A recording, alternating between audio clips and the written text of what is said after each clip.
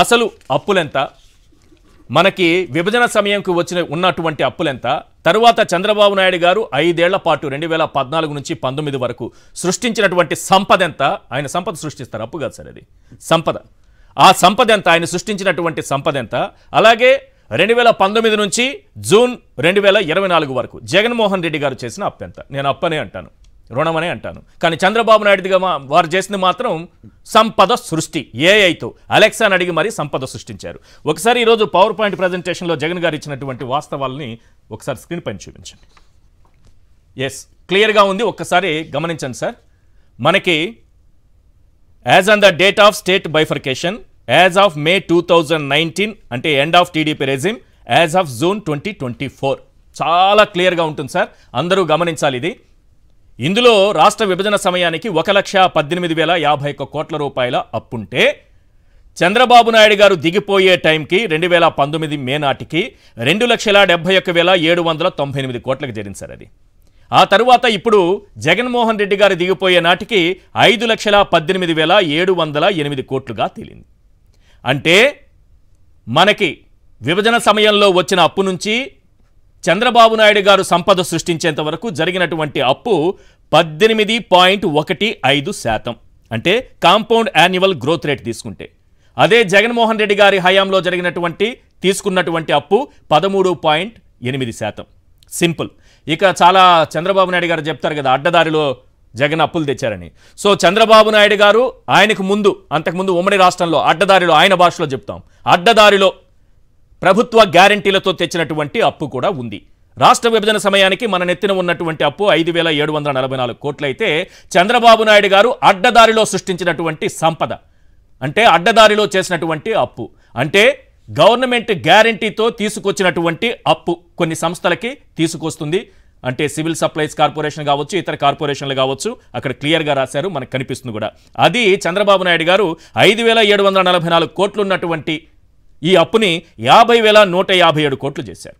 తర్వాత జగన్మోహన్ రెడ్డి గారు కూడా కొన్ని ఈ గవర్నమెంట్ గ్యారంటీతో తీసుకొచ్చినటువంటి అప్పులు కూడా లెక్కేసుకుంటే అది పూర్తిగా వారు దిగిపోయే నాటికి 1,06,437 కోట్లుగా తేలింది సార్. అంటే ఇక్కడ చంద్రబాబు నాయుడు గారు చేసినటువంటి అప్పు అంటే 5,000 నుంచి 50,157 కోట్లకు పెంచారు కదా, దీన్ని ఒకసారి కాంపౌండ్ యాన్యువల్ గ్రోత్ రేట్గా మనం ఒక్కసారి తీసుకుంటే ఆయన 54.25% చేశారు. జగన్మోహన్ రెడ్డి గారి హయాంలో 16.24% మాత్రమే. ఇంకా గవర్నమెంట్ది కాకుండా వివిధ సంస్థలు చేసినటువంటి, అంటే విద్యుత్ సంస్థలు ఇవి చాలా ఉన్నాయి, అవన్నీ తీసుకున్నా ఓవరాల్గా అన్నీ మళ్ళీ కలుపుకుంటూ వస్తున్నాం కిందికి మనం. ఇవన్నీ తీసుకున్నా అంటే గవర్నమెంట్ డైరెక్ట్గా చేసిన గవర్నమెంట్ అప్పు, కార్పొరేషన్లు చేసినటువంటి ప్రభుత్వ గ్యారంటీతో చేసిన అప్పులు, అవి కాకుండా వివిధ కార్పొరేషన్లు వివిధ సెక్టార్లు చేసినటువంటి పిఎస్సీలు చేసినటువంటి ఈ అప్పులు అన్నీ కలుపుకుంటూ వస్తే సార్ రాష్ట్ర విభజన సమయానికి మన నెత్తిన ఉన్న అప్పు 1,53,347 కోట్లు. చంద్రబాబు నాయుడు గారు అధికారం నుంచి దిగిపోయే నాటికి దానిని సంపద సృష్టించి పెంచినటువంటి అప్పు 4,08,170 కోట్లు. క్లియర్గా కనిపిస్తోంది చూడండి. ఇది జగన్మోహన్ రెడ్డి గారు 2024 జూన్కి దిగిపోయే నాటికి ఉన్నటువంటి అప్పులు. అంటే రాష్ట్ర ప్రభుత్వం తీసుకొచ్చినటువంటి అప్పులు, వివిధ కార్పొరేషన్లకు గ్యారంటీల ద్వారా తీసుకొచ్చినటువంటి అప్పులు, అలాగే నాన్ గ్యారంటీ కింద ఆయా సంస్థలు చేసినటువంటి అప్పులు అన్నీ కలిపి చెబుతున్నాను. చంద్రబాబు నాయుడు గారు దిగిపోయే నాటికి 4,08,170 కోట్లు, జగన్మోహన్ రెడ్డి గారు దిగిపోయే నాటికి 7,48,612 కోట్లు. చంద్రబాబు నాయుడు గారు చేసినటువంటి అప్పు మళ్ళీ చెప్తున్నా, CAGR compound annual growth rate 21.63% ఉంటే జగన్మోహన్ రెడ్డి గారు చేసినటువంటి అప్పు కేవలం 12.90% మాత్రమే. దీన్ని ఆర్థిక విధ్వంసమని అబద్ధాలు చెప్పి 14 లక్షల కోట్లని ప్రచారం చేసి ఎన్నికల్లో మరి ఎల్లో తాతగారు అయితే రుణకంఠుడు అని పెట్టారు. రుణకంఠుడు అని పెట్టి చాలా దారుణంగా ప్రచారం చేశారు ఎల్లో తాతగారు ఇలా ఒక ముఖ్యమంత్రిని. కానీ మన చంద్రబాబు నాయుడు గారు 22 రోజుల్లో 14,200 కోట్లు అప్పు చేశారు. 22 రోజుల పాలనలోనే, కేవలం 22 రోజుల పాలనలో 2,000 కోట్లు ఒకటి, 5,000 కోట్లు ఒకటి, 2,000 కోట్లు ఒకటి, మళ్ళీ గ్యారంటీ అప్పు కింద 5,200 కోట్లు. ఎంత అయింది సార్? 14,502 కోట్లు, 200 కోట్లు, 14,500 కోట్లు దాదాపు. ఇది ఆయన చేసినటువంటిది. కానీ 14,000 కోట్ల నుంచి దాన్ని చంద్రబాబు నాయుడు గారు అధికారులపైన ఒత్తిడి తెచ్చి ఎలాగైనా 14,000 కోట్లు 14 లక్షల కోట్లు అప్పు అని చూపించాలి మీరు అని వారిపైన ఒత్తిడి తెస్తే అది సాధ్యం కాక ఆఖరికి ఈరోజు శ్వేతపత్రం ఒకటి విడుదల చేసి జగన్మోహన్ రెడ్డి గారు చేసిన అప్పు 9,74,000 కోట్లని తెలిచాయి. 9,74,000 కోట్లు. చంద్రబాబు నాయుడు గారికి లెక్కలు వచ్చో రావో నాకు తెలియదు. ఆయన ఎవరికి ఈ బాధ్యతలు అప్పగించారో ఆ అధికారులకైనా లెక్కలు వచ్చో రావో నాకు తెలియదు. చంద్రబాబు నాయుడు గారు ఏం చదువుకున్నారో ఆ చదువుకున్న దాని ప్రకారం ఒక్కసారి చూద్దాం. ఇక్కడ ఏమంటారంటే 9,74,000 కోట్ల అప్పు ఉంది జగన్మోహన్ రెడ్డి గారు చేశారన్నారు.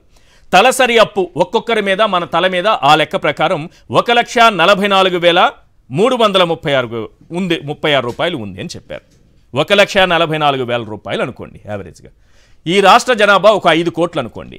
1,44,336 రూపాయలు 5 కోట్ల మందికి లెక్కేస్తే 7,21,000 కోట్లు తేలుతుంది. మరి చంద్రబాబు నాయుడు గారు ఏం చెప్పారు ఇక్కడ? 9,74,000 కోట్లు అని చెప్పారు. 9,74,000 కోట్లు ఎలా అవుతుంది? అప్పుడు జగన్మోహన్ రెడ్డి గారు చెప్పిందే కరెక్ట్ అయింది కదా. ఒక్కసారి క్లోజ్ అది తీసుకోండి. టోటల్ అప్పు చంద్రబాబు నాయుడు గారి తలసరి అప్పులు ఎక్కేసి నేను చెబుతున్నా జగన్మోహన్ రెడ్డి గారి అప్పు దగ్గరే అది తేలుతుంది. ఫుల్ స్క్రీన్ తీసుకోండి. ఇది పరిస్థితి. ఇది వదిలిపెట్టి ఈరోజు ఎందుకు ఈ డ్రామాలు ఆడుతున్నారు తెలుసా? చంద్రబాబు నాయుడు గారు ఎగ్గొట్టాలి, మొత్తం ఎగ్గొట్టేయాలి. ఏవైతే హామీలు ఇచ్చారో సూపర్ 6 హామీలు, అధికారమే పరమావధి, ప్రజల్ని ఏ రకమైన మోసమైనా చేయొచ్చు. 600 హామీలు 2014లో ఇచ్చి మోసం చేశాము. ఈ 6 కూడా తీసుకొని 600లో కలిపేస్తే 606 అవుతాయి. అంతకంటే ఏం జరుగుతుంది? అంతకంటే ఏం జరగు. ఆ రోజు మీరు వెళ్ళిపోయే నాటికి ఎంత ఉంది సార్ ఖజానాలో? చంద్రబాబు నాయుడు గారు ప్రపంచ ఆర్థికవేత్త యనమల రామకృష్ణుడు గారు వారు చెప్పినటువంటి లెక్క ప్రకారమే ఖజానాలో ఉన్నది కేవలం 100 కోట్లు. ఈరోజు జగన్మోహన్ రెడ్డి గారు దిగిపోయే నాటికి ఖజానాలో ఉన్నది దాదాపు 8,000 కోట్లు. మరి ఎందుకు ఒక పథకం కూడా అమలు చేయలేకపోయారు? ఎందుకు ఒక పథకాన్ని ఇవ్వలేకపోతున్నారు? ఏం చేస్తున్నారు ఈ డబ్బులన్నీ? ఈరోజు బడ్జెట్ కూడా మీరు ఎందుకు పెట్టలేదు? పాయింట్ నెంబర్ 1, మీరు బడ్జెట్ పెడితే వాస్తవంగా అప్పులెంతో చెప్పాల్సి వస్తుంది. ప్రజలు నిలదీస్తారు. మా దగ్గర అబద్ధాలు చెప్పి ఓట్లు వేయించుకొని 14 లక్షల కోట్లని ప్రచారం చేసి ఇప్పుడు 7,80,000 కోట్ల దగ్గర ఎలా ఆగుతావు చంద్రబాబు అని నిలదీస్తారు ప్రజలు. Point number 1. Point number 2, super 6 హామీలు ఈ బడ్జెట్లో కేటాయింపులు చేయకపోతే అందుకు కూడా ప్రజలు నిలదీస్తారు. దీని నుంచి తప్పించుకోవాలంటే ఏం చేయాలి? బడ్జెట్ పెట్టకుండా పారిపోవాలి. దేశ చరిత్రలో మొట్టమొదటి ముఖ్యమంత్రి బడ్జెట్ పెట్టకుండా పారిపోతున్నటువంటి ముఖ్యమంత్రి. ఈ బడ్జెట్ పెట్టకుండా పారిపోవడానికి కారణం జగన్ అనే అబద్ధాలు చెప్పి దాని పేరుతో శ్వేతపత్రాలు రిలీజ్ చేసి ఆ శ్వేతపత్రాల్లో అబద్ధాలు రాసి అడ్డంగా బుక్ అయిపోయారు. ఈరోజు నేను ఇంకొక విషయం చెప్తున్నా. 2-3 రోజుల నుంచి చెబుతూనే ఉన్నా.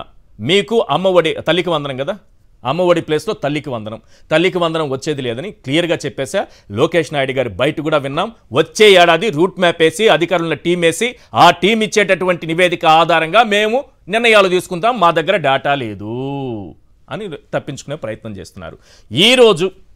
ఈరోజు చంద్రబాబు నాయుడు గారు, ప్రజలందరూ కూడా చంద్రబాబును నమ్మి ఓట్లేసినటువంటి ప్రజలంతా ఒక్కసారి నిలబడి టీవీల ముందు గోవిందా గోవిందా అని ఒక్కసారి అరవాలి. ఇప్పుడు అరవాలి. నేను ఒక బయట వినిపిస్తా ఇప్పుడు మీకు. కొద్దిసేపటి క్రితమే మా చంద్రబాబు నాయుడు గారు, మా ముఖ్యమంత్రి గారు మాట్లాడారు. సూపర్ 6 పేరుతో మీకు హామీలు ఇచ్చారు కదా, శ్వేతపత్రాలు, అబద్ధాల శ్వేతపత్రాలు, రోతపత్రాలు రిలీజ్ చేశారు కదా. ఇప్పుడు ఒకసారి ఓట్లేసిన ప్రజలందరూ టీవీల ముందు నిలబడి 2 చేతులు జోడించి గోవిందా గోవిందా అని అరవాలి. మీరు అరవాలి తప్పకుండా. ఇప్పుడు వినిపిస్తా, వినండి చంద్రబాబు నాయుడు గారు ఏం మాట్లాడారు అసెంబ్లీలో. మనం హామీలు ఇచ్చాం, సూపర్ 6 చెప్పాం. చూస్తే భయం వేస్తా ఉంది. ముందు కదలలేకపోతున్నాం. ఈ విషయాలు రాష్ట్ర ప్రజానీకం కూడా ఆలోచించాలి.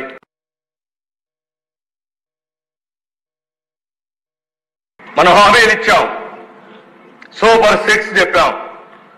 చూస్తే భయం వేస్తా ఉంది. ముందు కదలలేకపోతున్నాం. ఈ విషయాలు రాష్ట్ర ప్రజానీకం కూడా ఆలోచించాలి. అర్థమైపోయింది కదా, రైట్, క్లియర్గా ఉంది కదా.